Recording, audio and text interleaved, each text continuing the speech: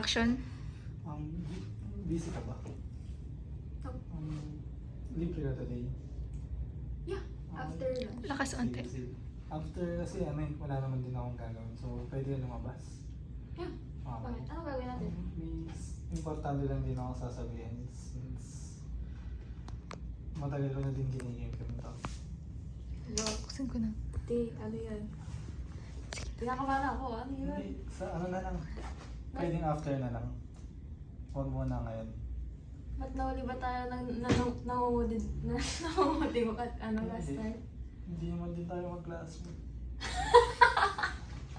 Sila ako na. Ayun. Sige. Saan tayo pupunta? Kakain. Tapos, ayun. Pwedeng kahit after na lang. Mahirap kasi ngayon. Pangit naman ang surrounding kung sasabihin ko na agad sa'yo. Sige. Okay. Cut.